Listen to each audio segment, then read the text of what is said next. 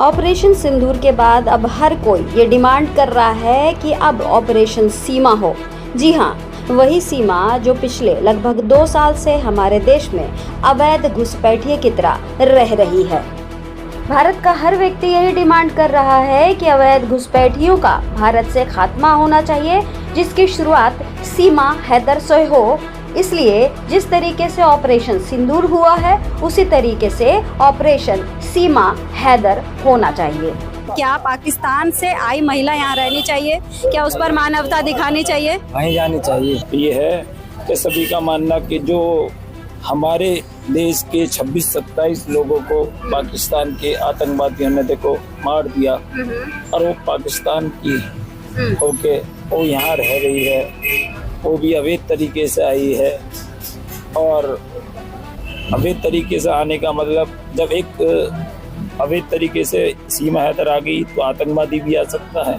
ये है शाकिर भाई, ये रबुपुरा में रहते हैं। ये वही जगह है जहां ये पाकिस्तानी अवैध घुसपैठी सीमा हैदर सचिन मीणा के साथ रहती है। ये मजहबे इस्लाम को मानते हैं, बावजूद इसके इन्होंने डिमांड करी कि जिस तरीके से ऑपरेशन सिंदूर हुआ है, उसी तरीके से ऑपरेशन सीमा हैदर भी होना चाहिए।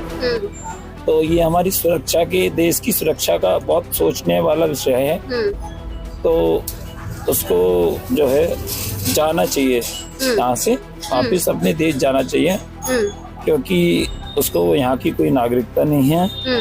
मतलब साफ है कि वो सीमा हैदर जो हिंदुस्तान में आते के साथ ही सनातन कार्ड खेलने लगी थी, हिंदुत्व का कार्ड खेलने लगी थी और भारत में हिंदू मुसलमान में फर्क बताना शुरू कर दी थी। ऐसी सीमा हैदर को मजहबे इस्लाम या हिंदू धर्म कोई भी अपनाने को, कबूल करने को राजी नहीं है।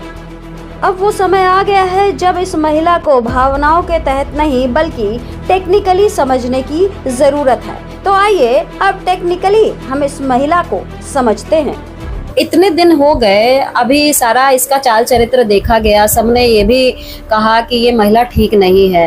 बावजूद इसको खुलकर, अब जो खुलकर विरोध हो रहा है, पहले खुलकर विरोध होता तो शायद अभी तक ये स्थिति आती ही नहीं। उस समय लोग भावनाओं में बह रहे थे और सिर्फ क्या देख रहे थे?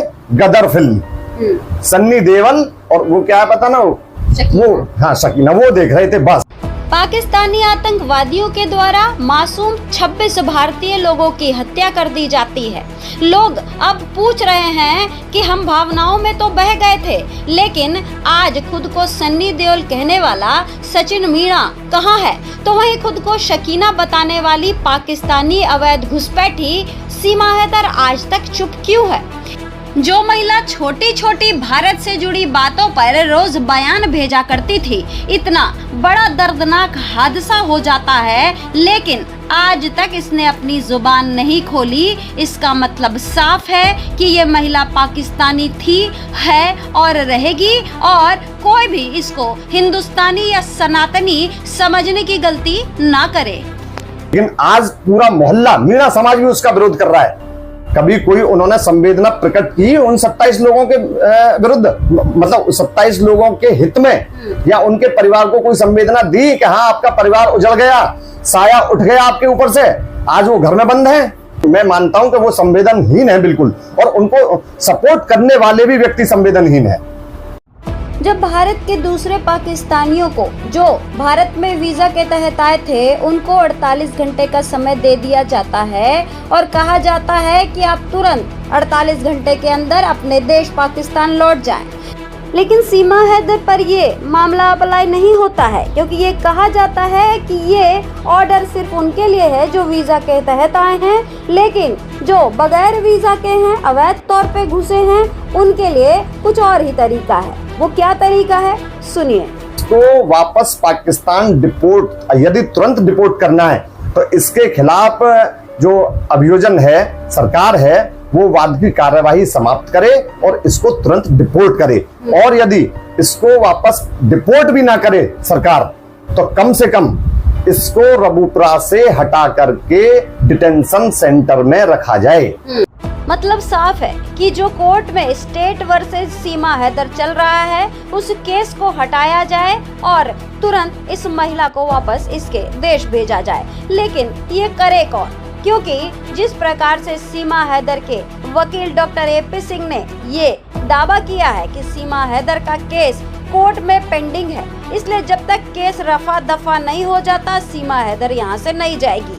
तो इसमें बार बार यही सवाल उठ रहा है कि आखिर इस केस को चैलेंज क्यों नहीं किया गया, क्यों नहीं ये बताया जाता है कि सीमा हैदर एक अवैध घुसपैठ है और जो केस कोर्ट में चल रहा है उसे तुरंत डिस्पोज ऑफ किया जाए ताकि इस महिला को भी बाकी पाकिस्तानियों की तरह उसके देश फेंक दिया जा सके।